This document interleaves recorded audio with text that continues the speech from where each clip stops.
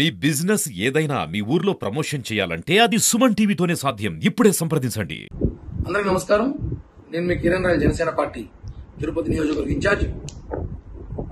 మొత్తానికి 10 రోజుల ధర్నా, దీక్ష, ప్యాకేజీ, ఇప్పుడు ఫైనల్ గా కండువా, పోతిన మహేషన్ స్టోరీ ప్రస్థానం జనసేనలో మొదలై వైసీపీలో చేరింది. ఇక ఆయన రాజకీయ భవిష్యత్తు గురించి మనం మాట్లాడాల్సిన అవసరం లేదు. అందరికీ తెలిసి రాష్ట్రంలో వైసీపీలో చేరితే ఏమవుతుంది రాజకీయ భవిష్యత్తు గురించి. నేను వీడియో పెట్టిన కారణం ఏమంటే, కొన్ని ప్రశ్నలు నిన్న మహేష్ అన్న అడిగాడు.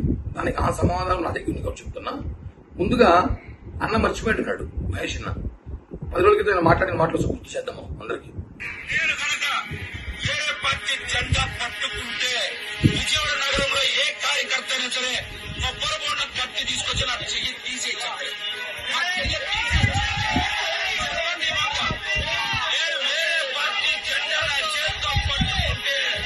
పవన్ కళ్యాణ్ గారికి ఇప్పుడు చెప్పన్నా, ఏ చెయ్యి నరుక్కుంటావు? కుడి చెయ్యి, ఎడం చెయ్య. వేరే జెండా పట్టుకున్నాను, పట్టుకున్నావు, వేసుకున్నావు. వైసీపీలోకి వెళ్ళావు, కొండ వేసుకున్నావు, మంచిగా అంతా సెట్ అయినట్టుంది. వారి క్రితంగా చెప్పావు, నేను పట్టుకుంటే కొబ్బరి బొండ కత్తు చేయి నరకమని. ఇప్పుడు ఏ చేయి నరకాలి?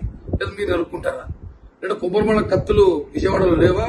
లేదంటే మీ చుట్టుపక్కల ప్రాంతాల్లో ఉన్న కత్తులని మీరు సర్దుకొని దాచిపెట్టారా అని అడుగుతున్నారు. మీరు నేను మాట్లాడుతూ సింహం సింగల్గానే నాయకుడు కావాలంట. సింహం సింగల్గా అంటే ఇప్పుడు ప్రజాశాంతి పార్టీ అధ్యక్షుడు కేఏ పాల్ కూడా సింహం సింగల్గానే వస్తున్నాడు. ఆయన కూడా అడిగితే అప్పుడు ఆయన కూడా సింహం అనుకోవడం అయితే మీరు మాట్లాడదాన్ని బట్టి అలాంటి నాయకుడి దగ్గర నా ప్రయాణం ఉంటుందంటే చూసుకోండి. ఇప్పుడు మీకు బీజం వేసింది, నాయకుడిగా చేసింది 2017లో మీరు ఆఫీస్ జనసేన పార్టీ హైదరాబాద్ కార్యాలయం బయట మీరు వెయిట్ చేసిన రోజులు ఫోటోలు సోషల్ మీడియాలో ఉన్నాయి. తర్వాత మీ పరిస్థితి ఏంది, ఇప్పుడు మీ పరిస్థితి ఏంది, రేపు మీ పరిస్థితి ఏందో మీకు తెలుసు. మీరు జనసేన పార్టీ నాయకుల్ని పవన్ కళ్యాణ్ గారిని మాట్లాడే స్థాయి కాదని చెప్పి కూడా మీకు అర్థమైంది. భవిష్యత్తుపై భద్రత కల్పించే నాయకుడు కావాలి. భద్రత అంటే ఏంది? భవిష్యత్తు అంటే ఏంది? భరోసా, ఆర్థికంగా భరోసానా, లేదంటే ఆస్తులుగా భద్రతనా? ఇవన్నీ కూడా మీకు వైసీపీని చేరినట్టుంది. కాబట్టి మీరు ఈరోజు మాట్లాడుతున్నారు. అన్ని సెట్ చేసుకున్న కదా పోయారు. ఆ ధర్నా, దీక్షలు ఇవన్నీ చేయడం కూడా మొత్తం ప్లాన్ ప్రకారం జరిగింది.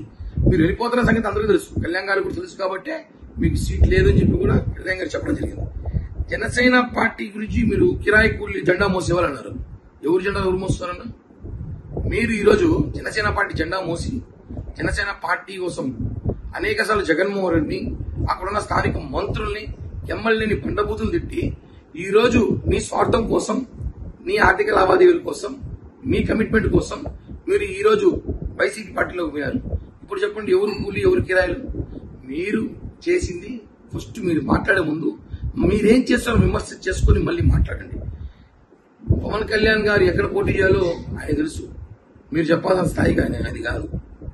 ముందు జనసేన పార్టీ నుంచి మీరు వచ్చారు, జనసేన పార్టీ నాకు భిక్ష పెట్టింది అని చెప్పి అనేక వీడియోలు మీరు ఉన్నాయి. ఆ రోజు మహేష్ ఏంటి, ఈరోజు మహేష్ ఏంటి? కాబట్టి మీరు మాట్లాడుతూ ఏదో నా గురించి కూడా మాట్లాడదు. ఏదో తిరుపతిలో ఆర్ఎన్ శ్రీనివాసులతో కలిసి ఫోటో పెట్టు. కానీ నేను ఆర్ఎన్ శ్రీనివాసులు కలిసి పనిచేయాలా లేదా, పని చేయబోతున్నామా కళ్యాణ్ గారు చూసుకుంటారు. ఎందుకంటే ఆయన వైసీపీ నుంచి వచ్చాడు కాబట్టి అతని మీద కొంచెం కార్యకర్తలు అసంతృప్తున్నారు. కాబట్టి అది మేము చదువుకున్నాం. మేము అసంతృప్తి పార్టీ మీద, నాయకుడి మీద లేదు, వచ్చిన వ్యక్తి మీద ఉండొచ్చేమో. మీరు ఆ విషయాలు తెలుసుకోవాలి.